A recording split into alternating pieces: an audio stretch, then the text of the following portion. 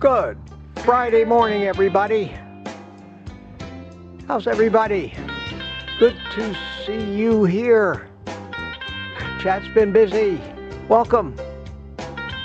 Welcome to Morning Coffee with yours truly. Me, Mitch. You knew that. Anyway, as usual, my friends,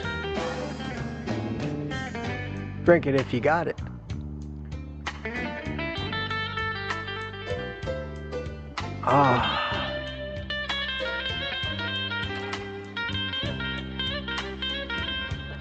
Soak up some of that music. Wow, wow, wow. I love it. I love it. I might just leave it go for another few seconds. All right. As the music fades out, the show starts. It's Friday. Cow, where'd this week go? Time flies so fast. Time flies so fast. We had a really fun private community live stream last night. Had a great time. Had a bunch of people in there, and Tuka came on with this big Santa Claus outfit on. And I've never seen a big white beard on any Santa Claus quite as big as that beard that he had. That was kind of neat. And then, of course, he said that he had to leave. He had things to do, and he checked out of the stream. And 3 or 4 minutes later, he logged back in again, and he didn't know what we were talking about. And missed the Santa Claus. That was very nice. Thanks, Tuka. Thanks so much. Appreciate that. Appreciate that. Oh, look at all the people. What do we got? 80 people already. Wow. Wow. Let me do a quick check, like I always do, to see if all the live streams actually started. Yes, live on Rumble and YouTube.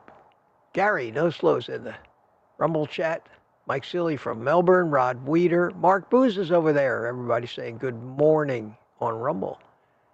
Chat over there doesn't get nearly the play that the chat on YouTube does. So let me go, before I get into show notes or any questions or anything, let me go in, and you can start putting your questions in right now if you'd like, so they don't come at the end. Capital Q, Q, Q before your chat comment. And I've been doing okay. I've been getting to them. I've been actually seeing them. Sometimes it takes a long time when we go overtime, but that's okay. That's definitely okay. I think we're all kind of coasting this week between Christmas and New Year's. Not a lot going on other than shopping with after Christmas sales and returning. I don't know what the percentage of returns that they said, 20%. That sounds high, but can you imagine that retailers have to deal with that much, that high a percentage of return merchandise? Oh man.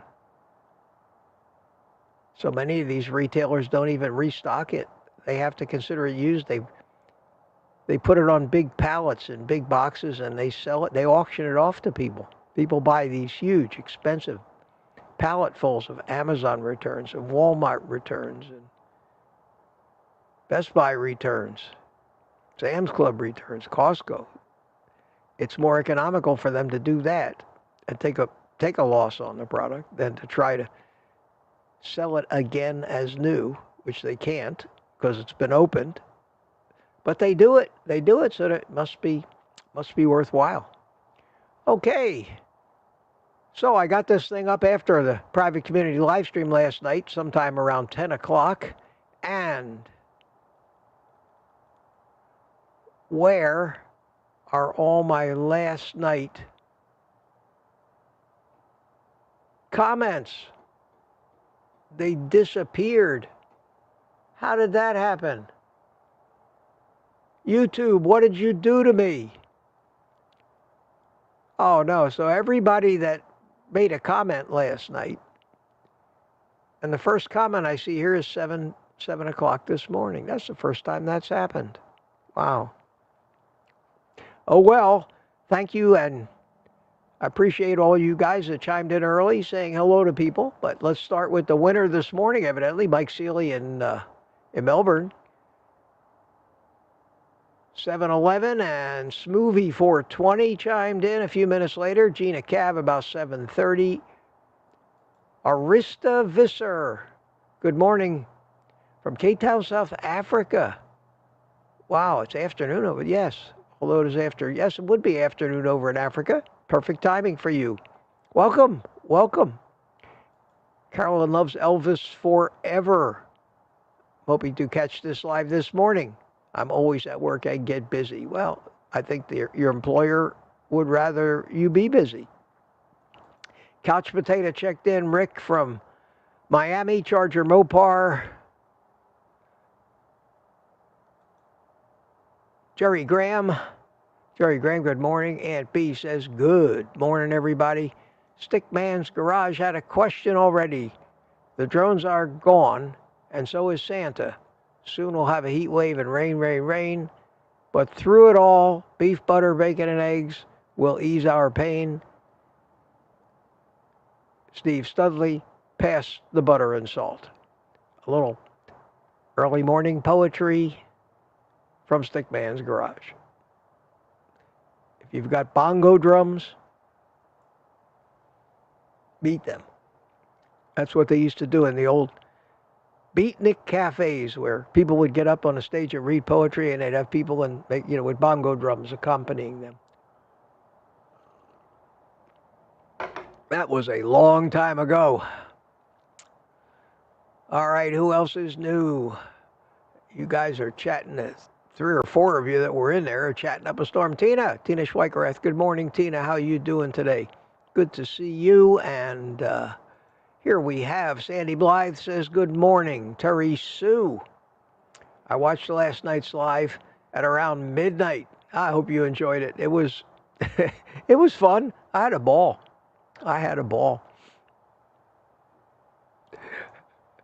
I saw he finished Santa Claus. Santuca Claus. That's funny. Yeah. Richard Williams, good morning, sir, from Copper Hill, Tennessee. Good to see you. And boy, Aunt B and Stickman's Garage and Terry. Here's one, Patty Molden. How are you, Patty? Good to see you. And what time are we up to? 8:13. Mark Booz checked in. Hi, Mark. Good morning. Mark joined us last night on the panel for a little while. William McCartney's here. Aunt B has a question. How am I? My morning's going great, B. Thank you so much. Thank you so much.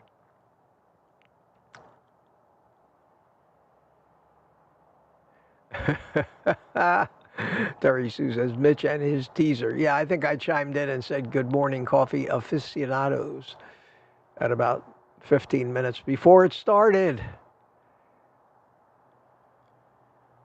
A lot of people in here, 100 people. Where are all the new ones here in the chat?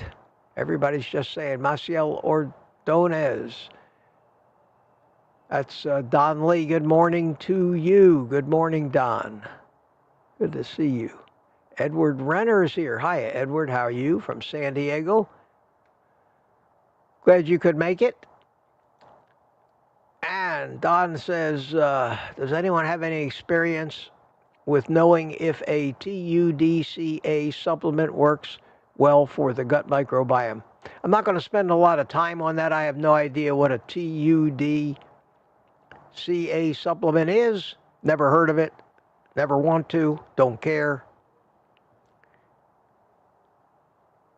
And I think most people, in my opinion, shouldn't care about their microbiome one iota and pay any attention to it or try to micromanage or manipulate it in any way, shape, or form unless there's a specific reason that you might have to take a probiotic, which to kickstart that after a fabulously powerful dose of antibiotics, which just killed it all off. I can't see any reason for any animal, and that includes humans, to have to be consciously aware and take steps to try to improve something that we are programmed at the deepest levels to regulate to perfection.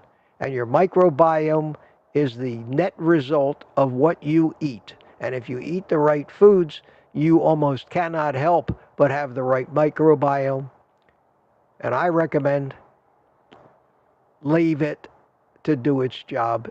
It will be what it will be without your interference and trying to improve it. At the bottom line of that, my friend, if it ain't broke, don't fix it. If it is broke, don't pay attention to the microbiome. Pay attention to what's going into your mouth. And if sugar's going into your mouth, that's why your microbiome may not be optimal. There you go. I said that before. I think you knew that was coming. But it's a good question. It's a good question. And there may be some very scientific things and people who analyze things to the nth degree. But the average person living a carnivore lifestyle does not have the scientific knowledge, the research facilities, the daily testing of their stools to see what their microbiome happens to be at any given instance. To do anything about it, why worry? Why worry about it? Anyway, that's my answer to that question. Rainy Cascadia, good morning from Northern California. How are you? How are you? Good to see you. And are we up to 8:30 at 8:29? We're sneaking up on it. Jerry Hall, question, what is your coffee of choice? Everybody. Okay, you guys are all on the spot. My coffee of choice is here this morning is the McCafe regular coffee that comes for the Keurig in the K-Cups. And I like it.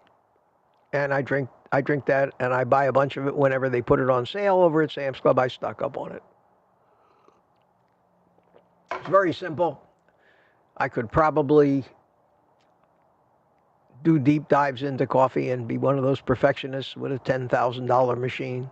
I always joke it looks like a miniature of an oil refinery with all the pipes and tubes and steam coming out of it. But nah, throw a pod in the Keurig, push the button, cup of coffee, not bad. Not bad at all. Peter, good morning, Peter. How you? Good to see you. And Aaron's here. Booby Goats checked in. And we still haven't gotten to the winner yet. Harry Dion. I'm going to pronounce it Dion or Dion until you tell me different. It's either Dion or Dion. I don't know which it would be. Good morning, everybody. Granny Boo 2 is here. How you doing? How you doing? You slept in. Usually up by 4. I was up at 4:30 this morning. Wow. Actually 4:20. It's crazy. And I know when I'm ready to get up. I don't even try to sleep any longer. Good morning, Tom from Tampa. Viking 442. How you doing? And Mark's channel checked in. Dixie, Scott. And the winner at 8:30 was Don Schonger. Congratulations, Don. It's meaningless, but you were the first. You rang the bell this morning. You know, it's an honor to ring the bell. They do it at the New York Stock Exchange at the opening every morning, and it's a big honor. So consider like this that big of an honor. We can all have delusions of grandeur, can't we? Okay, where was I? Who is this? Steve Rogers, Captain America. How you doing, Steve? Good morning to you. Good morning and welcome. Mick trusts no one. Smart. Good morning to you. Good morning to you. Happy Friday, says Tanya Kitchen Witch. Good morning, and I'll do a few more of these till I get after the 8:30 crowd.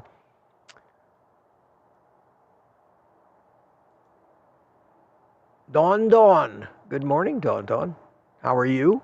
How are you?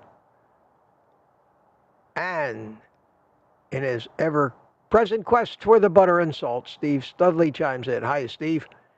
Good to see you this morning. Still 8:30. Lizzie chimed in at 8:30. Okay. Mark Booz was the last chat entry at 8:30, and then we went off to 8:31. I do see Lewis L. Haven't said hi to him yet. How you doing? And I think the rest are repeats, but I'll pick up where I left off. Let me get my show notes out. Anybody putting any questions? Yeah, Maciel asked that same question again. Anybody know if TUDCA actually works? I answered that already. If you don't like my answer, poll the crowd, my friend. You're bound and determined to take that supplement. You don't need validation from anybody. Somebody sounds like they already have you convinced because you're paying attention to it. QQQ in the chat. QQQ in the chat. And you know what's coming next. Link to buy me a coffee if you so desire. If I'm helping you, you like what I do, you're just being entertained once in a while. Throw a coffee old Mitch's way. Thank you. Appreciate it in advance. Did my link get it? My link get in there? Let me see. Yes. Okay, good. Not a whole lot going on this morning. Not a whole lot going on. I was telling everybody last night on the private community about my adventures yesterday. I live in a modular home, and all the plumbing, of course, is underneath. And below the plumbing is a vapor barrier with insulation, and leaks happen. And it's an older home, so it's got that crappy plumbing that they've outlawed already. And I've been here 8 years. I've had at least that many leaks under there, and it's been a nightmare. But I had another one, and I've been fixing them myself. So if you can imagine old Mitch there crawling around in a crawl space that's like this tall, with tools and everything. So I always have my son come over to be there while I'm under the house, lest I get stuck or something happens under there. And what a nightmare this leak was to get to. It was freaking crazy. I was worn out. I beat the crap out of myself yesterday. Look at my poor head. Look at that. That's the problem with the ball. See, look at them all. I kept banging into things. There's big steel I-beams under there. And it's a good thing I'm skinny. I never would have even get to this leak where it was. And it was in a master bathroom, and there was all these different pipes coming together, and every time you touched something, it broke because it was brittle and old, and it was shitty pipes they should never have made in the first place. And wow. By the time that was done, I looked like something that somebody drug out of the sewer. I was so dirty and wet, and water was spraying on me. You have no idea. And yet, I was there fresh and cleaned up for the live stream last night. I'm here this morning. But that was the good news. I think I got that one taken care of. But there was also another leak somewhere, and I'm about ready to have to call the plumber and have the whole house repiped, and that will cost a friggin' fortune, unfortunately. But what am I going to do? Throw the house away? Live in a tent? Yeah, you got to fix these things. So life goes on. Life goes on. So I've had that on my mind. If I don't seem as joyous this morning, it's because I've got that on my mind. And as soon as we're done here, I need to start calling some plumbers, because I think after yesterday, my crawling on my belly in the dirt under the house days are over. And I got a great excuse. I said to my son yesterday, as he was dragging me out by my ankles to help me get out from under there, I said, I am too old for this shit. And I'll tell you what, and today, oh man, I'm just banged up. I'm banged up. It's going to take me a couple of days to recover from bumping into things. It's crazy. Anyway, that was my adventure yesterday. I hope you people had much better adventures than I did. I wanted to, and I guess this is part shameless plug. I suppose you could actually consider this a shameless plug, because I want to talk a little bit about my website. I don't know how many people actually go to my website and see what's there, because I think, besides the links that I talk about all the time to the Amazon page, I think there's some pretty useful information there, and some stuff that may be entertaining, and pictures. And I'm going to be putting a page up there, I'm working on it now, for the before and after photos that you guys all send me. But I wanted to take a second and basically show you what's on there, because I only direct people to it for the Amazon link. If they're not interested in that, they don't go. But the homepage has a lot of stuff, usually links to one of the videos that I'm particularly proud of, all the list of our private community members, and I update that probably once a week. And look at them all. Isn't that great? And my Buy Me a Coffee link is on there, and pictures of people. And I tell you, everybody, send me pictures of yourselves with your shirts and coffee cups. Look, how cool. Nikki, that's Nikki W. Mark Booze. Look at these pictures. Sherry. It's great, isn't it? Isn't it great? Jerry Voitush. Fabulous. There's one with a shirt and a cup. Isn't that great? At any rate, that's me in my food pyramid shirt. So that's on the website. There's a section here alongside of a video that says avoid these 10 traps, and these are the main 10 things that can derail you. It doesn't hurt to review that every once in a while. Then I've got a section called Carnivore Basics. And in Carnivore Basics, there's a lot of what I think is great information. By the way, this was me, and I titled that picture Big Mitch. I think that's about as big as I ever got in my life, right there. Look at that. Wow. Incredible. Can't believe I ever looked like that. And a quick start guide is on there. What is a carnivore diet? Then Carnivore Basics. Here's all the rules, the Carnivore Basics. And then I let you off the hook. Here's a section that says it's not your fault. And I talk about addiction and carb addiction and how come you can't stop it and what they're doing to addict you. So that's on there. Then of course my Amazon links to stuff I use every day, and that's broken down into different things. T-shirts and merchandise, the cups and T-shirts, what few supplements I take, food pantry and staples, small appliances and tools, cameras and accessories that I use, and exercise equipment, my BP cuff, and the scale that I use. And this is what they look like. So these are I was using the Berg electrolyte mix before I started mixing my own, so I have a link up there. This is the vitamin D that I take. If I think I need a little extra magnesium, I have some of these capsules. There's the iodine solution I talk about. I even left the element link because a lot of people want that. And these three are the things that you use to make my electrolytes. Then all the basic pantry staples like the ghee, the pork rind crumbs, the Redmond real salt, the Himalayan pink salt, the Malden smoked salt, anchovies, canned salmon, and then all the tools and gadgets and knives. And every one of these things that's on this site is something I bought with my own money and use, and it really helps me on carnivore. Vacuum sealers and vacuum sealer bags, and even the little coffee warmer that I have over here that Francine Bourgeois funded for the channel.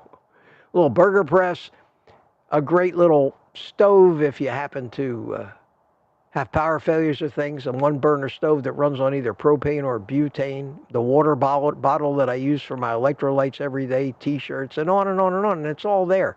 Even the cameras that I use are on there. There's the T-shirts and the cups and the exercise equipment, the resistance bands I use, the scale I got, the blood pressure machine. These are things that I use. This is not a catalog of things other than the stuff that make carnivore such a breeze for me. And they're on my website, and if you click any of them, it takes you right to the page on Amazon, and they give me a little commission, so it helps me, and that's why I talk about it so much. On my contact page, there's not a whole hell of a lot, but my email address is there if you want to email me something. It's also in the description of all my videos, and I have a P.O. Box mailing address, which you can use for mail. And most YouTubers do that because it's not smart on YouTube to give out your home address because you never know what flaming psycho you might piss off. And people have had some real grief. Real grief. So you got to be very careful. I have a page on here, and this is not meant to try to tell anybody to change their religion. But one of the most fascinating subjects I find in the whole entire world is evolutionary biology, anthropology, and evolution. The answers to everything I've figured out that works come up the chain from where we started and the gradual changes that happened to living things over time. And there's a lot of people who think that this is all bogus and this is all just contrived to try to talk them out of their religion, even though most religions today accept the science and pretty much come out and say, we don't see any conflict. You can insert God into any step along the way that you might like. But there are some videos on YouTube that are just fabulous, and they're so fascinating, and they make you think. And I got a whole lot of them listed here. So if you're interested in this stuff, that's a hell of a resource. Check it out. Anyway, thanks for the shameless plug on my website. I thought I'd take a minute before we get into questions and things. One other little comment that I had. One thing I noticed watching the news this morning was I always watch the ads, and today we had a particularly higher percentage than usual of just garbage food ads and weight loss ads. And it wasn't Ozempic. We have a chain in Central Florida called Medifast, where you go in and they do give you some kind of injections, but I don't think it's a GLP-1 because they've been doing it long before GLP-1 was a thing. But they're pushing it heavy. Come into the weight loss center, and their tagline is, and this is what got me: you can lose weight for as low as $9 a day. Now, analyze that statement. You can lose weight for as low as. Well, as low as usually is like when you go in to buy the car that they told you could buy as low as, and it's $25,000 more. Because the car you could have bought for that cheaper price didn't come with seats and wheels. But if you want a car without seats and wheels, you could have bought that car as low as whatever the price. So as low as is just as much as little as, up to, save up to 50%. What do you mean? I'm only saving 1% here. Well, one is up to 50, isn't it? They have... Don't believe anything you ever hear in an advertisement. It's crazy. And I pity the poor guy who's honest in his ads because nobody's going to believe him either. Because we're so used to getting screwed every turn. Yes. At any rate, I thought I paid attention and I said, oh yeah, here we go. And then I said to myself, well, let me see. Do you know that somebody who goes on carnivore on a real budget, eats, a lot of eggs, a lot of ground beef, could actually feed themselves for $9 a day? Because when you go to the Medi Weight Loss Center, you still got to buy food. That's just what they charge you. Not to mention the hassle of always going in there for consultations. And of course, they're going to tell you what to eat. It's not going to be a ribeye. And you're not going to lose weight, but you might lose weight if you follow it as long as you can. And then when you finally get to the point where your addictions take over, you'll gain all your weight back and a few more. And I think if you take a poll of all people struggling to lose weight who are over 60 years old, you will find an incredible commonality in life stories about the yo-yos, ups and downs, successes and failures, just like my life story. Mine ended when I started carnivore, and I hope that all of yours does too. I hope that your life story changes and the downs go down and stay down. And stay down, and you don't fall back into that trap. But I thought that was interesting. Okay.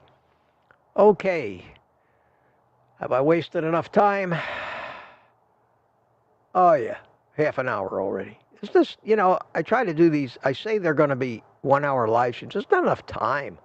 There's not enough time. 132 of you here. So people are here. And let me see. 19 in Rumble. So we got a nice little crowd here. I found that Fridays, I don't know why, but they're usually a little slower than some of the other days. I think Monday may be the busiest day we have, but that's great. That's great. Okay. Where did I leave off? I left off at 8:31 in the chat, so now I'm going to look for questions and just throw a howdy to anybody that I haven't said hi to yet.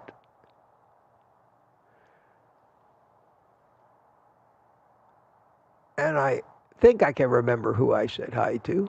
I did say hi to Steve Studley, who said pass the salt. I remember that. I said hi to Lizzie. Yes, I did. McTrust No One, got him. Lewis L.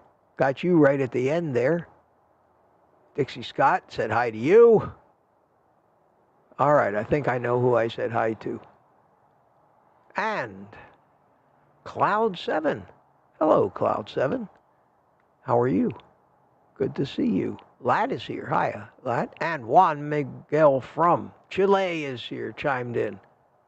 Good morning. Hola todos. Hola Mitch, he says. Hola Juan. Good to see you. Good to see you. Tanya's here. Tanya's here. Likes 8 o'clock whole bean coffee. A real connoisseur. A real connoisseur. I've been called a connoisseur before. No, I have. I've been called a connoisseur. In fact, my old friend Mike, he looked at me one day and he says, "You know something, Mitch? You're some kind of sewer," he said. I said, "Thank you very much." I'll be here till Tuesday, folks. Try to inject some levity. I'll tell you what would make me happy right now. Oh, why am I playing 12 songs at one time? Okay, here we go. Yes. It's that time. It's that time, folks. Excuse me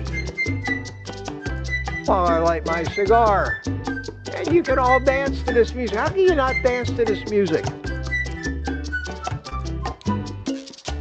I got 2 sets of bongo drums in the house that I play. One of these days, you're going to get a big surprise. I'm going to have one out here, and I'm going to play along with this music.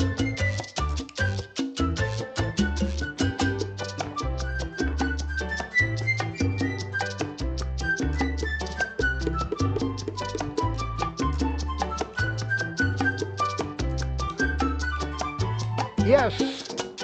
That makes it better. the coffee, and my friends. Okay. Isn't that great? Isn't that great? Take a little break and get back to work.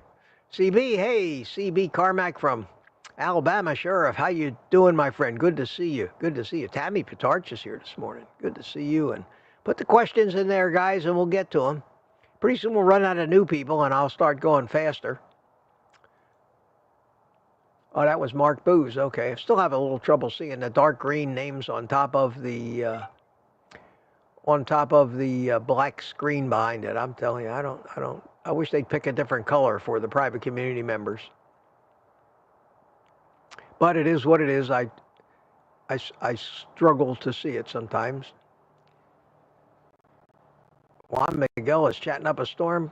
Good to see you in here. Smoothie, Papa Carnivore. Peter's been relatively quiet. Arista had a birthday this morning. Happy birthday, Arista. How you doing? Good for you. Happy birthday. Happy birthday from all of us. Yeah, Laurie, you're right, Laurie. Nobody's chatting in Rumble, but most of the people in Rumble are just doing it to be nice to me. They think that if they've basically logged into both of them, but they're watching on YouTube because YouTube is where most of us are, and that's where you want to be. Believe me, that's where you want to be. Do you ever go into one of these live streams on YouTube where you got 4 people in the panel, 4 carnivore people, and there's a lot of guys that do it. They do them over in Great Britain, and everybody is simultaneously streaming on their own channel. So they kind of got their own chat thing going on. And the host of the stream is only putting the chats that he sees on his own stream up on the screen. So you're chatting away and you never see your name come up on the screen because you're watching on somebody else's channel. It gets very confusing sometimes. Gets very confusing. But yeah, but I'm just going to keep doing the Rumble and upload a video now and then to there. And, you know, if it starts to take off in a year or 2 years or 10 years, I'll be there. At least I'll have a presence on it and a history. I looked this morning, I've been on Rumble with this channel for over a year now. I've posted hundreds of videos, gotten gazillions of views. Not a lot on each video, but a decent amount. I have never been paid a dime from Rumble yet. And right now, my total revenue is up to $38.19 this morning. I'm serious. $38.19 for all of that I've done on Rumble up to date. And they claim that they pay better rates than YouTube does. So you must have to be like Steven Crowder or Dan Bongino over there and get those millions of views, or hundreds of thousands to make anything. It's crazy. But I keep doing it. It doesn't cost me anything more to do it. It takes me another 5 minutes in the evening to set it up after I've set it up on YouTube. I consider that an investment. Oh, Peter finally, he said, good morning, Mark. Okay, I thought you said, I thought I read that quick said, good morning, Mitch, and I was going to thank you for finally saying hello to me. Who is this? Ketra Naylor. Good morning, Ketra. How you doing? Good to see you. And we have, that's Cloud 7 again. I wish it was either. I can't make this monitor any brighter either than it is. Okay, Peter. What is your recommendation for anyone who fell off plan to get back on track with carnivore? Well, Peter's coming to my rescue here. Peter always asks the question that he knows my answer to already, and he knows exactly what I'm going to say, and he's queuing me up to talk about it. And that's very simple, Peter. I don't need to spend a lot of time on that this morning. It depends how bad you fell off the wagon. Craig Smith last night on a private community was confessing to us that he fell off the wagon on Christmas Day, and he had some Brussels sprouts and something else. But he just forgot about it and started eating. I don't even consider that falling off the wagon. I consider that just a... If it doesn't cause the beginning of a binge, if you don't start eating mashed potatoes and then eat everything left on the table and in the pot in the kitchen, you don't have to do anything particular. You just have to just get up and have a first meal the next day full of meat and keep eating. Now, if you go off the wagon big time, and you know, when I say off the wagon, I mean you are back to your normal old eating habits. Your carb addiction has grabbed hold. You let it get that far. You've gained 10 or 20 pounds again. You need to just start over. Back to square one. Go through the first 30 days, eat till you can't move, throw the scale, don't worry about your weight. You know, the whole drill that I always talk about, so I won't repeat that here, but that's what I would recommend. But if it was just a one meal or a little bite, it didn't go anywhere, that's the key. Then your carb addiction isn't as bad as it could be, and you can just get right back on the wagon. Same thing is true for any addiction, even alcoholism, you know. But most people who have really become recovering alcoholics are just major alcoholics, and one little drink is all it takes. And for severe carb addicts, one little just taste and exposure to that again just lets your subconscious know that, no, sugar hasn't disappeared. Let's get some more. And then you just start down that rabbit hole of negotiating with your subconscious and making up lame excuses why you're going to start again tomorrow. And, well, crows it. New Year's is only 4 or 5 days away. Oh, well, we'll start after the first of the year. And you have a weekend binge for the ages.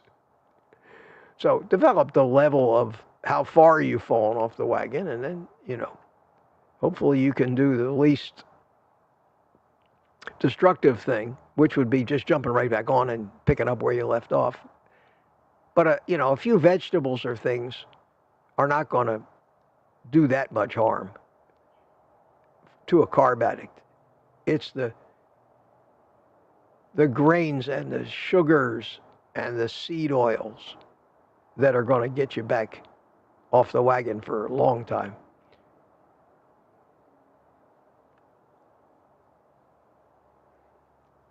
But thank you for asking that, Peter.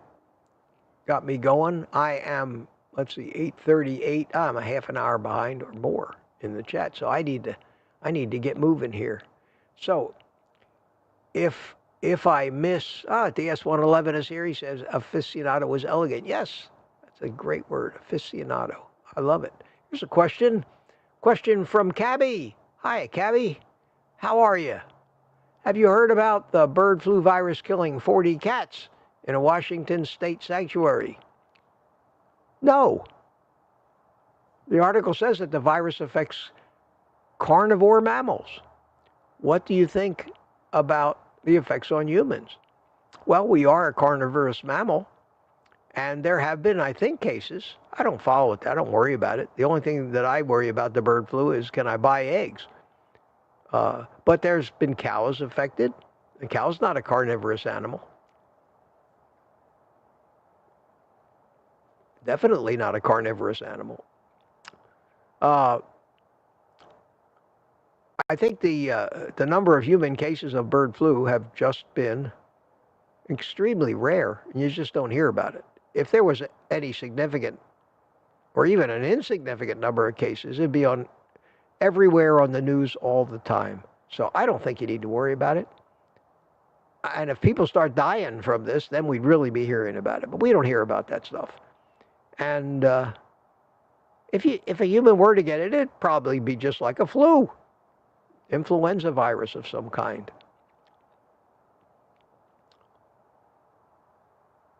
So I wouldn't worry about it. I wouldn't worry about it. But that's just me. That's me. There are people out there, you know, still from COVID, wearing masks in their car driving with the windows up. I'm serious. I see them every day. I see them in Sam's Club, mostly elderly, mostly older people. I hate to use that word elderly because I are one of those. I don't consider myself elderly. When I hear people talk about elderly, I don't even put myself in that group. And they're talking about people 10 years younger than me sometimes. Wow. Wow. Marla's here. Hi, Marla. Happy Friday, everyone, she says.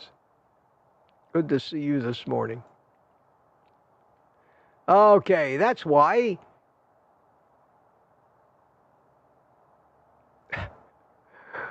Rainy Cascadia says, Marcel, Dr. Berg has a video about Tudke. Of course he does. Of course he does. Dr. Berg is in the supplement business. I guarantee you, Dr. Berg has his own name on a particular brand of that stuff and is telling you all of the reasons why you need to buy it. That by itself would have me gone and ignoring it instantly. Instantly. So yeah, consider the source of where you're seeing this information. If it comes from somebody who's making $1 gazillion a year in the supplement business, like Berg is, consider that. Okay, this is a little shortchanged on the cues there, Adam, but that's okay. That's okay. It's okay. Ever had any back surgeries? If so, did you have any recurring problems or extra surgeries needed to address the problem again? Thanks, Mitch. I've had back problems all my life. I don't know where I got it. Maybe I fell on my ass, slipped and fell right on my ass. Maybe it was my boating days because I did spend some time out in some pretty rough water in some pretty fast boats going bang, bang, bang, bang, bang. And, you know, if you're supposed to be standing up. And in these racing boats, they have seats. The bottom of the seat folds down, so your legs are on the bottom, on the floor of the cockpit, and you're using your knees as shock absorbers. Well, sometimes you hit a random bump when you're not expecting it, and you're sitting down, and you take the jolt on your lower vertebrae. And I had 2 compressed discs, not herniated, but just compressed, which of course pinched off some nerves, and I had terrible back pain. I used to go to chiropractors for it, and this has been going on most of my life. And then, I'm gonna do this, and pardon me, this is not a shameless plug, but it's the only way I can show you a picture of it. So let me get my website back up here, OldGuyCarnivore website, and let me go to the links to the stuff I use page, and go to exercise equipment, and show it to you. This thing right here, I have it's an inversion table. I have something like this. Mine is a really old one that they don't make anymore. It's called an orthopod. A chiropractor recommended that I buy one of these 40 years ago, and I still have it. And in some of the videos that I have on my channel where I actually work out, you see me use it. And what you do with this thing is right here between these rollers. In other words, these rollers, imagine them going behind your knees and your stomach laying on this.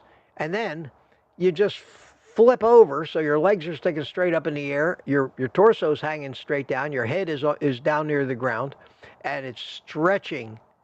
It's unloading your spine completely, separating, in other words, all those compressed joints and everything.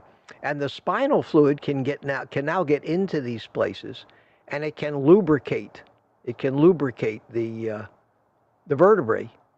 And you only have to hang for a minute or two. And while you're hanging on that thing, you can do like back extensions where you lift yourself up, lift your head up and down, and you can do inverse ab work where you do curls. All that without loading your spine at all. Whereas when you do sit-ups on the floor, that's very hard on your spine. But doing them inverted like this, and there are people that make these inversion like the teeter, but they're tables. This thing is, you don't have to strap your legs in it. It's so easy. You just throw your legs in front of those round pads and you just grab a hold of, there's a handle down here. Where is it? The handle right here. You just grab your hand on that and you pull yourself in and you just roll right over, and it's a great thing. And because of that, to answer your question, because of that, I have never needed surgery. I've never needed surgery. And I'm glad. And my back is fine. And even carnivore's helped, and certainly losing the weight has helped. My knees were horrible all my life. I would get such knee pain. All that's gone. All that's gone. And I credit carnivore for that, because all the autoimmune stuff, the arthritis, things like that have completely gone away from me. I live pain-free. Unless, of course, I crawl around under my house for 3 hours, banging my head into everything sticking out and trying to fix plumbing. Then I might hurt a little bit. And I'm a little sore this morning. But at any rate, I hope that answers your question. No, I haven't had, but I know a lot of people that have had back surgery, and I think more often than not, they'll tell you they regret it. How, I don't know, maybe they had too high expectations going in, but it's you know, and it depends on whether you get the greatest surgeon or not. Anyway, I hope that answered your question. Thank you for asking. Boyd Googled that supplement. And it's because Boyd has an inquiring mind. Steve Studley asks, does body soap and toothpaste negatively affect the microbiome? No. The skin microbiome, it absolutely does. You have there is an AV microbiome. There are microbiomes everywhere. There's an oral microbiome, a gut microbiome, a microbiome on your skin, bacteria all over the place, it's those little buggers that account for the fact that carnivores don't have body odor. They're doing their job.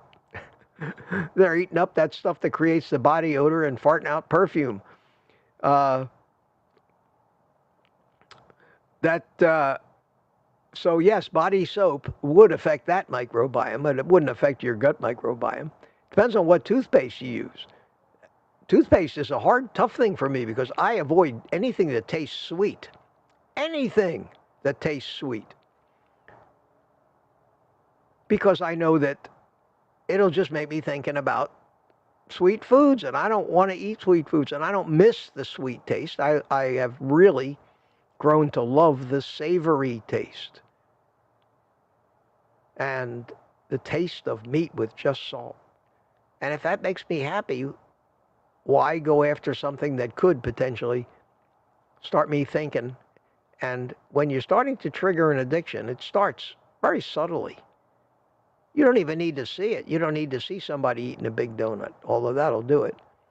But it just pops into your head all of a sudden. Visions of donuts.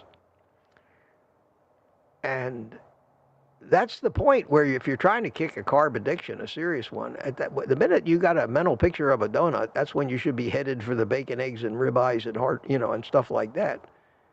And just eat until you don't want to eat. Because eventually that you'll start thinking about it more, and then the negotiation process starts. The lame excuses are presented to you. You pick the one that you think makes sense. Just going to cheat today. Couldn't hurt. Back on the diet tomorrow. And we all know how that works out. Now, I always say, if you're not a flaming carb addict, and not everybody is, only about 80% of Americans are. You're one of those lucky 20%. In my opinion, those lucky 20% of the people are lucky that they are still alive, and all of us flaming carb addicts haven't killed them out of sheer envy and hate. Because when somebody tells me, I don't even like sugar, I never eat this, I want to kill them. I'm sorry. I'm sorry, I just want to kill them. And I know that's not just me. But the toothpaste, I found this Arm & Hammer baking soda toothpaste that just has a tinge of peppermint flavor, but it's not too sweet. Other than dunking my toothbrush in some actual baking soda, which I do occasionally, which has no flavor whatsoever, the Arm & Hammer stuff is okay, and it's not sweet enough to bother me. Anything you put on your body, that's especially anything, and they brag about this, antibacterial soap of any kind is a no-no. In the shower, I mean, if you got to use soap in the shower, do not buy an antibacterial soap. And just wash most of yourself, unless you've been grungy and greasy and dirty and you need an emulsion soap that'll cut grease to get that off you. Just wash with water in the shower. And you really don't even need to take a lot of showers when you really settle into carnivore, because you really don't stink anymore. I mean, I'm not just saying that. I don't take a shower every day. It's not necessary. I certainly took a shower after my 3-hour crawling under the house episode yesterday. And I had to use some soap. But normally I just use soap on the sensitive areas of my body, if you know what I mean. And just take a washcloth with some water on it and just wash off whatever dirt's on there with just water, and I don't destroy the microbiome that's making me smell so fragrant most of the time without having to use deodorants or any chemical-laden crap on me. Same thing with sunscreen. When you're a carnivore and you stop eating plants, it doesn't happen right away. It can take years, but eventually all of the plant sterols that were used by your body, because they're so similar to cholesterol, in building the skin cell walls, will now be made out of cholesterol. Your skin will now have no plant material in it anymore, and you won't sunburn. You won't sunburn. When we try to turn ourselves into plants, we start reacting to light like plants do. And plants react differently to light than animals do. They have a process called photosynthesis. Their cell walls have to be different in the frequencies of light that they absorb than an animal skin cell. And by eating these plant sterols, which is the plant's cousin of our cholesterol, to build the walls of your cells, you are, in essence, turning yourself into a plant. People say you are what you eat. I have a better saying than that. That makes more sense. And my saying turns it around. I say, eat what you are. Eat what you are. Doesn't that make sense? Eat what you are. You are made of meat. Doesn't it make sense that what you need to rebuild the meat you're made of would come from meat? The proteins, the amino acids, not from plants? To me, it's just common sense. It's just common sense. But yeah, if you want to see more on that, just watch some of Ken Berry's videos. I mean, he talks about that all the time. Talks about his shower habits. He talks about washing only the sensitive areas. He talks about not using the antibacterial. Absolutely, absolutely. And he's right. I think he's right. Hope that answered that for you, and that put me further behind, but that's okay. That's what I'm doing. 8:42. I am 42 minutes behind in the chat.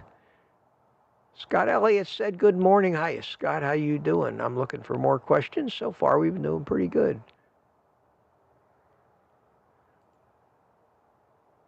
Erin sounds very sophisticated. She's drinking Cafe du Monde coffee and chicory. Wow. Put your little pinky in the air when you drink that. Hang on. Oh. You try sitting here with this black thing in your face all the time. When you drink that coffee, make sure you got your little pinky stuck up in the air. Can you see it? There it is. Yeah, stick your little pinky up in the air. That's sophisticated. That makes you look sophisticated.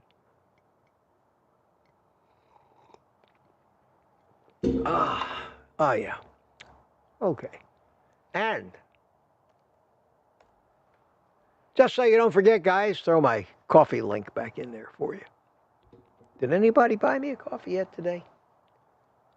I don't know. I don't think so. But you've been great this week. I mean, you were great this week with Christmas and everything, so it's not a problem. But I do want to acknowledge them when people do. Nope, not yet. But that's okay. That's okay.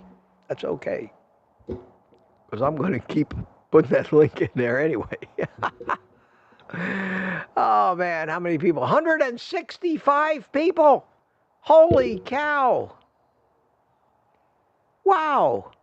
I hadn't looked at that in a little while. It's incredible.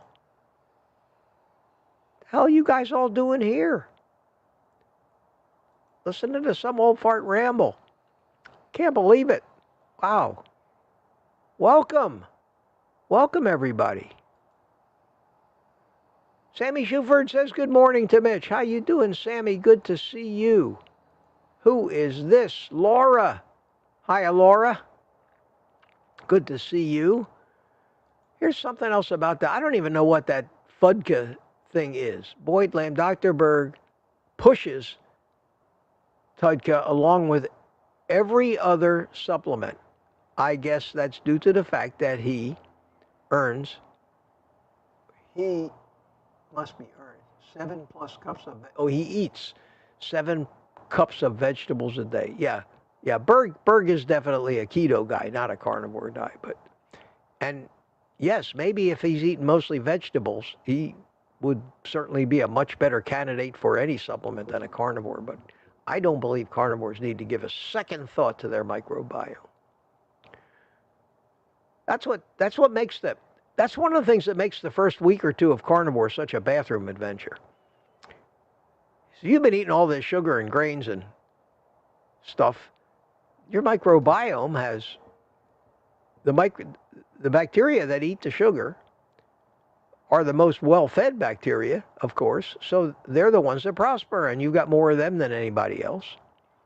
And when you stop eating sugar all of a sudden, you've closed the grocery store for this strain of bacteria. And they don't get happy. These little buggers start eating everything in sight and create havoc. And until they all die off or diminish in population. And that causes some interesting things to happen in your gut. And that's just an indication to you that you're doing the right thing. You're saying to those sugar-eating bacteria, what the hell are you doing in my colon? You shouldn't be there. And they shouldn't. They belong in the colons and the hindguts of a cow and other herbivores. That's where they prosper.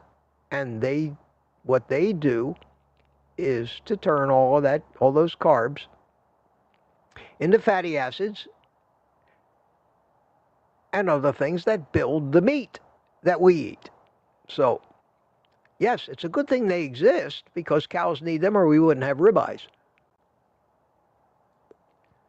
Hit the like button, Sandy Blythe says. Yes, Nomadia Van is here. Hi, Nomadia. Good morning from Southern Oregon. Good to see you. And in case you can't tell, I'm in holiday mode now. I'm not rushing like crazy here. And if we're here till 10 o'clock, we'll be here till 10 o'clock. 171 people. Man, do you think it would ever be possible for me to have. And I know that Ken Berry gets 3,000-4,000 regularly, but that's Ken Berry. You know, I'm not Ken Berry. I never will be, don't want to be, for a lot of reasons. And the main reason that I don't want to be Ken Berry, you ready for this? Take a guess why I wouldn't want to be Ken Berry. I wouldn't trade places with him and all his money and his farm and everything. Would not trade places with Ken Berry at this point in my life. The thought of dealing with toddlers would cause me to blow my brains out. Oh, man. I don't know how these guys do it. I don't know how these guys do it. Guys like Bing Crosby, he was like 75 years old and married some young chick and had infants. I can't. I know they have nannies taking care of it. I know. But Ken just revels in it. He revels in it. You can see he revels in it. So good for him. That's great. I, unfortunately, would not revel in it. I would run the other way.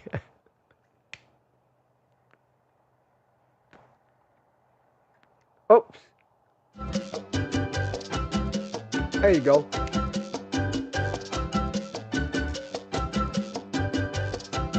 Okay. All right, back to work, Mitch. You have coasted long enough.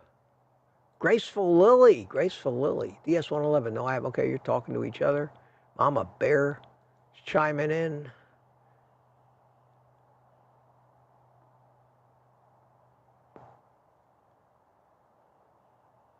Anybody new? No, looking for questions. Puffing on my cigar. Oh, Steve Studley gifted 5 Old Guy Carnivore private community memberships. Thank you so much, Steve. That just came in on the chat. I see it over here on the left, as you can see. When I go to this camera and you look way over here, you can see that big green bar. That's what happens when somebody does something like joins the private community, gifts super chats, makes a super chat or a super sticker. That's why the host can't miss it. We can't miss it.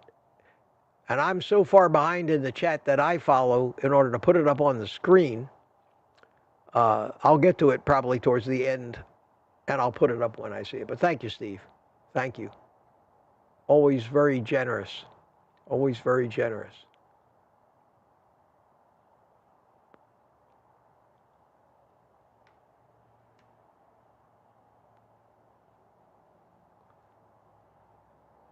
I'm actually trying to read some of these things. If anything interesting comes, I'll talk about it.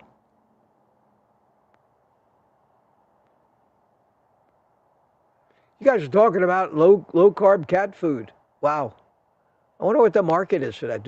Are there really enough people that are concerned about their pets getting too much sugar, which is killing their pets, by the way? Is that actually become a thing? It's a good question here. Good question. Put some Q's in front of it, Anna. Anna Kurzawa says, do you people eat only beef, not pork? Is pork bad or not effective? Absolutely not. Pork is fine. That's what bacon's made out of.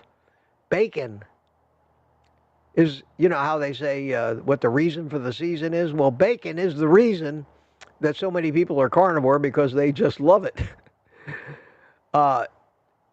It's maybe a little less nutritious than a ruminant animal like a cow or a sheep, but it's plenty nutritious. It's still got a lot of nutrients in it. I love ribs. I make ribs. I got some ribs defrosting. I don't know, 6 or 7 pound package of ribs defrosting. I'm going to smoke them maybe tomorrow. And I'll trim the pork off of them, and I do that. And yesterday I had a pork burger, because I take all the pork trimmings and I make I grind them up in my meat grinder, and I make like hamburgers, pork hamburgers. They're delicious. They're delicious. You just got to make sure you cook them. You cook them, hot enough. You don't want them rare. It is pork. Yeah, I love pork. Chicken is the same. I put that chicken in the same category. And that's the difference between what they call a ruminant animal or a monogastric animal. Monogastric animal, we're a monogastric animal. We have one stomach, one digestive tract. And that makes us primarily meat eaters. But, well, because the primarily plant eaters are the ones that have the multiple chamber stomachs, the hindgut, to digest that stuff and ferment it with the little gut bacteria and all that. Well, we're not built that way anymore. We were 7 or 8 million years ago, but we have adapted and changed, and so has our physiology. That's why humans today, we have things they call vestigial organs. And you've heard that word, vestigial organs. We have remnants of the animals we came from. All humans have a tailbone. Why do you suppose? Well, because one of our ancestors way back had a tail that attached there, and we still have that attached point, the tailbone. Why do we have an appendix? We have an appendix because that's where our hindgut used to attach to the digestive system, to the intestines, 7, 8 million years ago. But as we changed our diet because of migration, and we were forced initially to start eating meat in order to survive, our physiology adapted over millions of years. And anything in any animal that is no longer necessary will go away eventually. It'll fade away. And anything that is necessary will be improved, and it will be eventually in every member of that species as the generations progress. So we have an appendix, which is a vestigial organ that was where our hindgut used to attach. Our teeth have changed over those same period of time. So yes, and the answer, I mean, I'm going down a rabbit hole here, but the answer to the question is yes. Beef is great and the best. Pork comes in pork might come in a close second to ruminant animals, but eat bacon, eat pork, have a good time, eat chicken, eat fish. Eat anything that comes from the animal kingdom, and you're way ahead of the game. And eat what you like, because whether you know it or not, your body is telling you what you like, and what you're drawn to is your body's way of instinctually telling you what it needs. That's a concept most humans have forgotten, but every animal in the animal kingdom has to live that way. Nobody has to tell a lion what to eat. And I guarantee you, a lion likes eating the meat that it eats better than munching on your landscaping. Carolyn was giving me a poor boy for evidently when I was talking about my little plumbing adventure. Now we're talking about feeding cats, which is great. It's okay. Hey, Graceful Lily, congratulations. Good to hear. I'm so excited. My oldest son, 28, is finally starting carnivore. Let's hope he stays on it.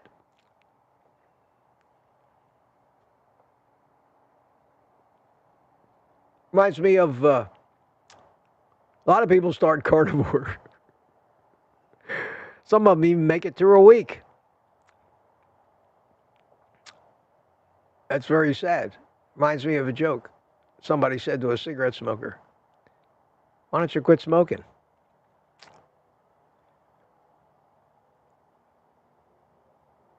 He says, "Is it too hard? Is that why it's too hard to quit smoking?" The cigarette smoker looked at him and said, "No, it's not hard at all. It's easy. I've quit 1,000 times." And that's probably close to true. Same thing with carnivores. Yeah, it was easy to start carnivore. Yeah. Sticking with it's a whole nother story, especially for a flaming addict. So my advice, Lily, to you for your son is feed him till he can't move. Keep feeding him. Get him to eat. Follow that first 30-day protocol that I came up with about, no, don't worry about weight. Just make sure you're never hungry and you won't get the cravings. And pretty soon your whole physiology will start to turn around and the cravings will be a thing of the past. But it does take a month or two to get to the point where they stop hounding you so bad.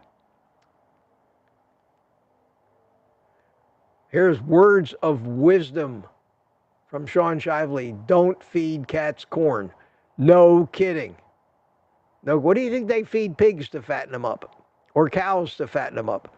Why do you think the expression that they use right along with words like heifer are corn-fed when they're talking about a fat person?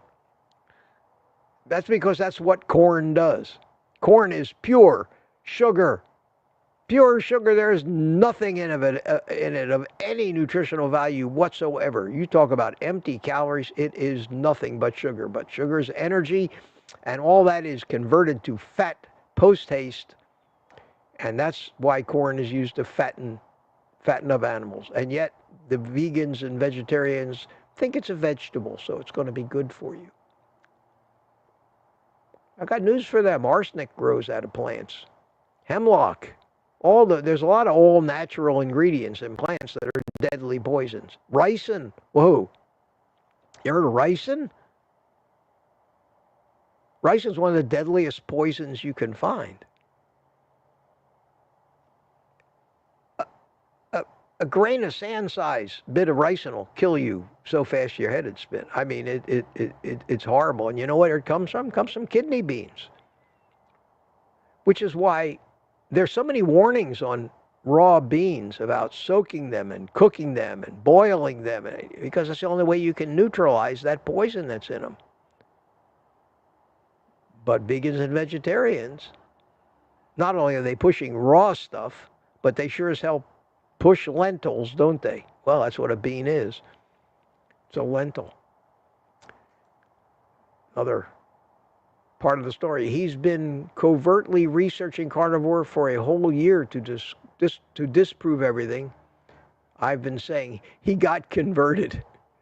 It's hard to disprove it, but that's the problem with evidence. You see the evidence that you want to see. You don't, and there's always people presenting evidence for both sides. And the hard part is knowing what evidence is real and what's bullshit and what's just propaganda. And that's where the pitfalls are in doing research. I mean, I can go into Google and find an ironclad argument for any side of any argument, both sides of the argument. They do that in school when they have, the debate team.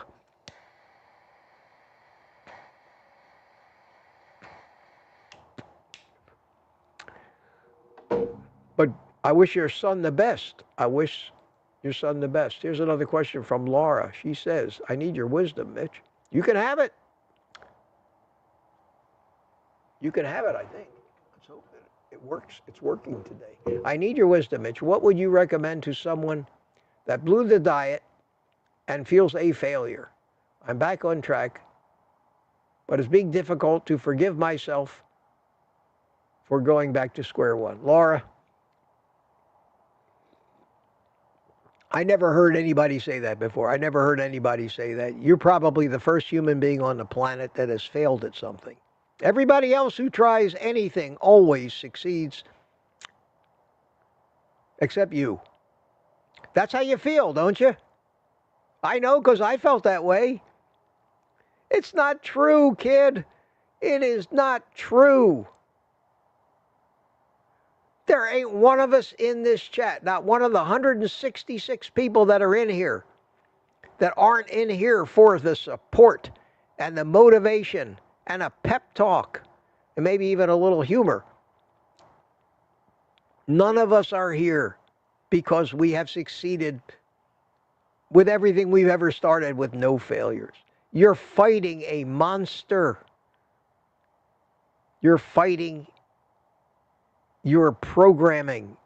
in your subconscious that you have to try to outsmart because it is much smarter than you, and it knows exactly what it needs to do to get you to go off the wagon and start eating sugar again and keep you eating sugar and more things. And that gets better and easier the longer you're carnivore. But I don't know too many people. There are some, I'm one of them, that the day they decided to be a carnivore was the last day they ever ate a carb, 2.5 years ago. That's unusual, but I'm an unusual guy. I have a tiny little bit of willpower. Most people have no willpower. I have a tiny little bit, and I came up with what I thought would work in never letting myself get hungry, because it became obvious to me that if you let yourself get hungry, you're open to cravings. And it also occurred to me way back when I started carnivore that the most important thing was to change my physiology, not to lose weight. Losing weight is a side effect of carnivore. So don't worry about it. You can't help but lose weight when you're a carnivore. But you're not going to see it every day, and you're going to have stalls, and it's going to be a journey, just like putting weight on was a journey. So everybody focuses. You ask everybody out there, why are you on a diet? Well, I need to lose weight. That's the answer. That's the reason for all the ads on TV. That's all they talk about, losing weight and getting more attractive. That's even more important than losing weight. It's becoming prettier or more handsome. The real reason you want to be on carnivore is to change your physiology back to the way it's programmed to work, and make your organic machinery run like a well-oiled machine, and give it the nutrients it needs to do the job. And all the rest will take care of itself. But that conversion takes time. Just like when you cut yourself, it takes time. One cell at a time for that wound to heal over. It can only happen so fast. You do heal faster on carnivore, I can tell you that. I know that for a fact. Because things are working better. There's more raw building materials there. This stuff doesn't get back ordered from the supplier when it's needed to rebuild something. It's there. You got all the nutrients you need. So don't be ashamed of yourself. Don't be ashamed of yourself. And I'll tell you what, like anything else, especially in a meeting for any kind of addiction, especially in Alcoholics Anonymous, confessing, sharing the bad things that you did with people, it unloads them from you. It unloads them from you. So, sweetie, snap out of it. Snap out of it.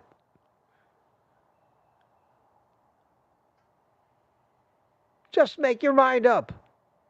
I'm at square one, so let's go back to Mitch's 30-day protocol. Let's just ignore the scale for a month or so. Don't worry about it. You're probably not going to gain any weight no matter how much food you can eat. And just make sure for the first week or 2 or 3 that you don't allow yourself to get hungry. And if you're not hungry, you won't have a desire to be eating the crap. You might still think about it, but it's going to take 3 weeks to a month, maybe 2 months for some people, to get that addiction, to get your mind. And here's why it takes time. It takes time to learn things, which is why when you want to learn to play the piano, you got to keep practicing and keep practicing and keep practicing. And as you do it, these patterns and muscle memory get more and more ingrained in you and are more easily repeated without having to think about it and become automatic. That's how repetitive exposure is the key to learning anything. If you want to try to remember a phone number, you just keep repeating it over and over and over until you finally got it. That's in school. That's how you learn things. Repetition. That's how you build muscle. Repetition. Everything in life that sinks into us is repetition. And the only way that your brain is going to wake up one day and realize that you will not die tomorrow This is so important. So important. It makes it all make sense what I'm about to say. And I've said it, I don't know, 100 times already, but people don't remember. It's never, you don't hear it anywhere else. I have never heard another person or read anything where somebody, and maybe I'm wrong, but our bodies are powered by, and I'm going to take a little time here because this is so important. I got a lot of people watching. Our bodies are powered by one of two fuels, basically. And in each cell of ours, we have pathways that can turn that particular fuel into energy. And in that respect, we are hybrids. We can run on sugar and we can run on fat, but we can't run on both at the same time because of something called the Randall cycle. I don't expect you to know the chemistry of that and follow all these big metabolic charts and everything, but just know that the Randall cycle looks and sees what fuel you have the most of, either the fat that's being delivered to that particular cell, and this happens in every cell individually. Each cell is its own little kingdom. And the only contact that it has with the rest of the body is through the bloodstream and some nerves, okay? But it doesn't know the rest of the body exists and doesn't care. It just looks for the mail. And I consider the bloodstream like the FedEx guy or the mailman. And the mailman brings instructions to this cell. The mailman also brings the fuel. And if the fuel he brought in a particular day is primarily sugar, the Randall cycle tells the cell, well, there's more sugar than fat. We can't metabolize both of them at the same time, so let's take the one that has the most. We'll metabolize sugar today. And the problem with that is that one day blends into the next and we become full-time sugar burners. And our fat-burning pathways just hardly ever get used because we've never got more fat than sugar coming by our mailbox every day.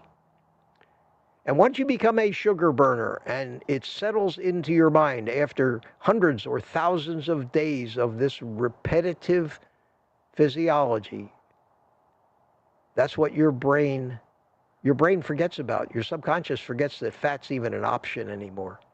But your physiology keeps turning all that excess sugar into fat and storing it away because that's what it's supposed to do. So while we get fatter and fatter, we become diabetic. Our insulin goes up. Insulin is the fat storage hormone. Insulin tells all those fat cells full of all that fuel, we're in storage mode today. There's been too much sugar, so you just keep storing it away. And we get fatter and fatter. But the crux of it comes with how much fuel we can store. How big is our gas tank? How big is our gas tank? Well, our fat gas tanks, you get fat enough, you could live for a year without eating. You got enough fuel to carry you for a year. But sugar, one day. This is the key. One day. You store sugar only as glycogen in your muscles and in your liver. And the most your muscles can hold, the most glycogen your muscles can hold and your liver can hold is a one-day supply.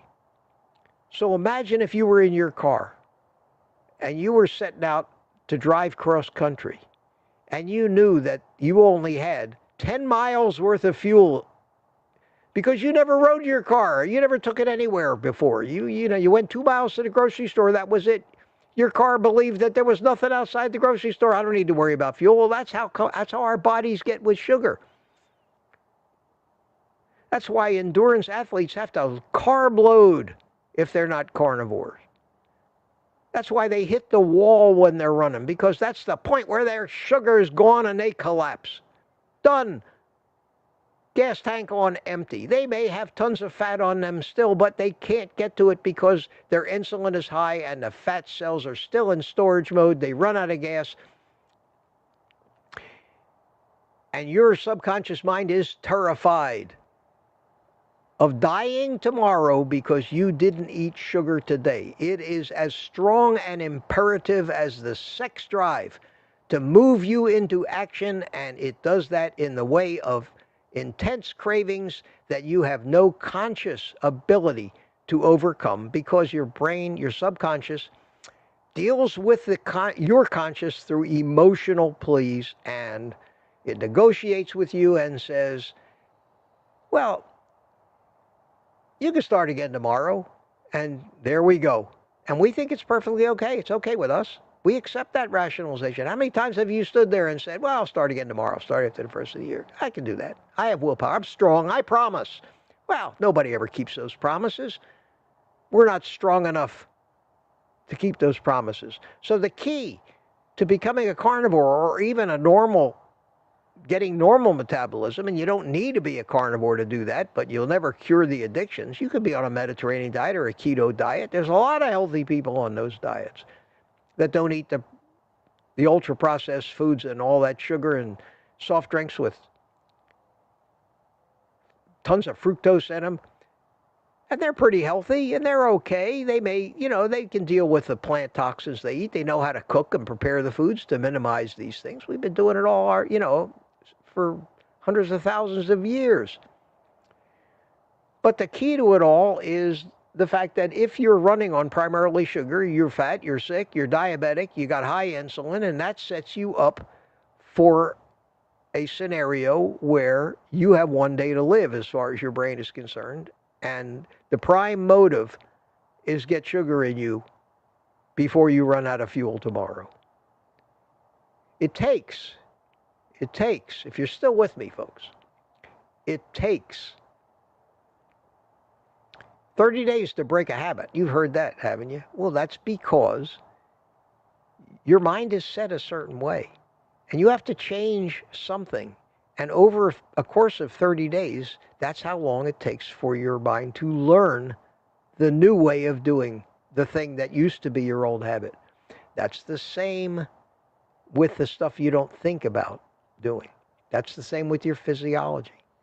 It could take a month of eating no sugar before your subconscious tendency to panic because it thinks it's dying tomorrow, before that finally goes away enough where it doesn't need, and you don't feel the urgency through cravings to eat carbohydrates.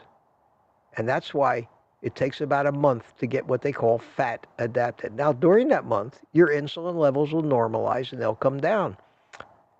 And that puts the open sign out on each of your fat cells, because now your brain is knowing that this is where we used to burn sugar, but we're burning fat now. And where's the fat coming from? Well, we got, 300 pounds of it we're carrying around. Let's get rid of some of that. And your fat cells, because of low insulin, go out of fat storage mode and into fat burning mode, and you're on the way to normalize your metabolism back to the way it should be, a fat burner. As long as you're not lured again by the simple barrage of crap that's in our face every day in the form of advertisements, people forcing food on us, stuff they serve in restaurants. There's big money in addicting people to sugar. Big money. Maybe the biggest money. They're not going to give up. They're not going to stop. The cigarette manufacturers didn't stop either until they made laws. And we're a long way from any law, believe me, that forbids donut advertising on television. Think about that. That's not going to happen. We have to do it. We have to do ourselves. And we have to be aware of the why. We have to understand why it is. Holy mackerel, not only did I get a coffee, holy cow. Wow. Colin K. Anyway, that's what I wanted to tell you, Laura. I know that was a long question. And the short answer to that question would have been, no, you're not alone. And Don't you dare, don't you dare be ashamed of yourself. Because if you're ashamed of yourself, then every one of the rest of the 162 people are here, we should be ashamed of ourselves too, and I refuse to do that because it's not our fault. You want to blame somebody? Blame Nabisco and Coca-Cola. Blame the chocolate manufacturers. Blame the pasta makers. Blame all of them. You are a victim of their malfeasance and their corruption. And if that's not enough, I'm personally letting you off the hook myself. There you go. And you don't need any higher authority. Well, maybe there's one, but you don't need a higher authority in this venue than me to let you off the hook. Colin K., thank you for all your live streams over Christmas, Mitch. Bought me 10 coffees. Wow. Colin, thank you so much. And Denise Kink bought me a coffee too. Thank you, Denise. Good morning. Me and my husband are starting carnivore in a few days. I'm kicking the Starbucks coffee habit, so I'm buying you a coffee instead. Oh, it's very sweet of you. Thank you. Just started watching your lives this past week and really enjoying starting my day out with you and this community. Well, that's what this community is here for, and it's perfect. It's perfect, Denise, for a brand new carnivore because we're here every day, first thing in the morning to help you, just like with the question I just answered, through the trials, and there'll be some trials in this thing when you first get started. And wow, am I behind? Oh, this is going to be one of those. I'm never going to make it to the end of the chat. But that was important. I think that was an important little speech to make, too. It's 5 after 10. I am 1 hour and 10 minutes behind in the chat. So I'm just going to have to break off here in this chat. And I'm going to have, because I can't be here all day either. I'm going to go down to the bottom. So anybody I didn't say hi to, anybody whose question that I missed, if I didn't ask it again to me tomorrow, would you please? But try to ask it in the first half hour of the stream, because I know I can get to those. But any questions that come after say 9 o'clock in the morning, if I get a couple of questions where it takes me off into a little deal like I just did, I won't get to them. But just ask it again tomorrow. Ask it again tomorrow.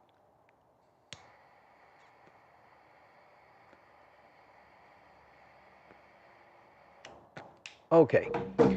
So let's see. We're down at the bottom of the chat. Lizzie says, well done, Mitch. Thank you. Thank you. Peter says, yep, he's a major know-it-all.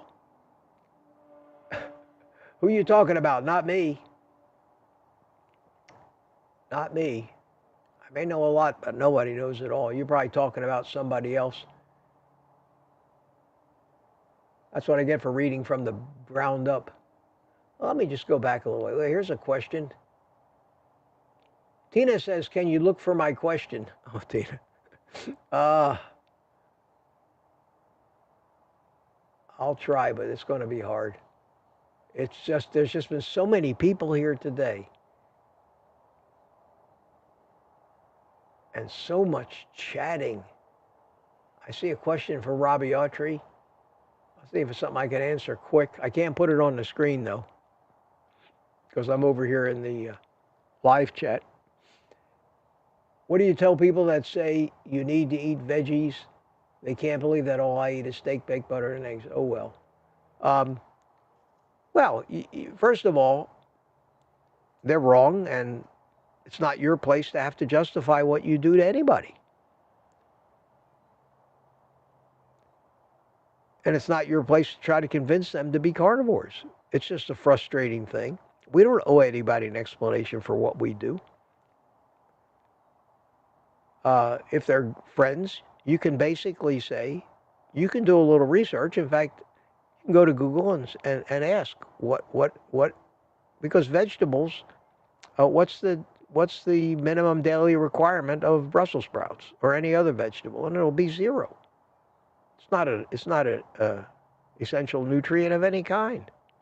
And then tell them to go down the rabbit hole of researching the toxins that are in plants, the defense chemicals, and all of the crap, the diseases they cause. But I wouldn't try to spend a lot of time, because you'll end up with a YouTube channel sitting every morning on a live stream talking for an hour and a half, 2 hours, just trying to make a point to somebody who doesn't know. It takes a long time to learn the fine points of this. But I would just say to them, if they, how can you just live on veggies? Well, you smile, put your arms out, and say, and yet, miraculously, somehow I am living. Hey, how are you alive? Hell if I know, but somehow 2.5 years with no vegetables, I'm still living. So there must, even if I didn't know the answer to that, there's got to be a reason, don't you think? How's a lion alive? A lion doesn't eat vegetables. Have you ever seen a lion? No. It's crazy. So I don't argue with people. I don't debate them. I see Jonathan from Alaska's here. Hi, Jonathan. How you doing? Good to see you.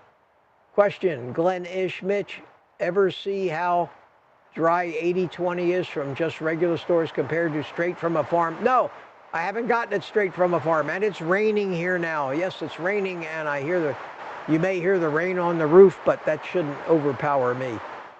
I'm looking for Tina Schweikerat's question, and if I don't find it here shortly, I will have to call this a day. Here, they're back to the Steve Studley gifted 5 memberships. So Tina, yeah, you did ask your question maybe before that. Harry Dion, question, you're so right, Mitch, about letting a little bit of carbs challenge you. The toothpaste I've been using is called Desert Essence, no fluoride, no sugar, gluten-free. Perfect. Perfect. It's those little things. Yeah, it's those little things sometimes that sneak up on us. So looking for Tina's question. I may not see it. Nah, I got back to the top of whatever YouTube is, however far back they're letting me go. So, sorry, Tina. Ask it again tomorrow, but try to ask it a little earlier if you can, and I will get to it. Or if it's a really serious question and you really want to know the answer to it, send me an email. Put it in an email. That way I'm sure to read it. You know I read my emails, every one of them. Even all those people that want to sponsor my channel, I read their emails too before I delete them. So we'll leave it at that. We'll leave it at that. It's been a great morning, guys.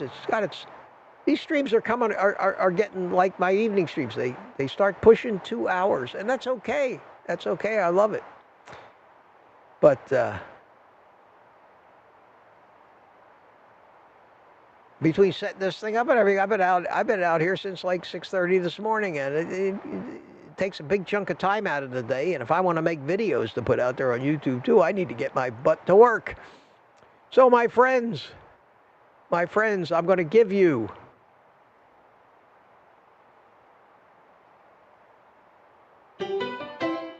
1 minute and 45 seconds, which is how long this song is, to say goodbye to each other in the chat while I drink some more of my still hot coffee here. It's still steaming. Wow, look at that. Perfect.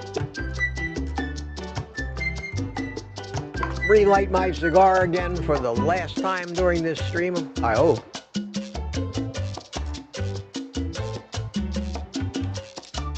Say goodbye to a few of you. Down at the bottom there we have, who's the first one? There we go. Charger, Mopar, Booby, Goats, Robbie, Autry saying goodbye, and happy birthday. Everybody's saying happy birthday to Wanda. Happy birthday, Wanda. Missed that. Happy birthday to you. Have a great birthday. Laura's saying goodbye. Dixie Scott saying goodbye. Peter saying goodbye. Booby Goats. Rick says thanks. Peter says bye, everyone. Wanda Girling. Wow, look at you all. Holy cow. We had quite an attendance this morning. Quite an attendance. That was really great. Really great. And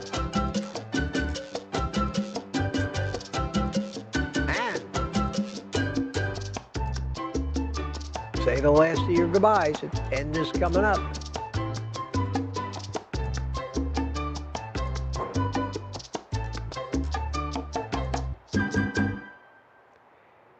That's it, my friends. You know what comes next?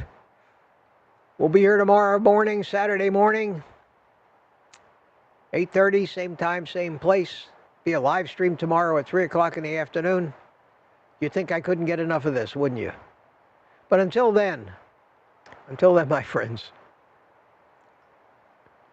take the rest of the day off and eat meat.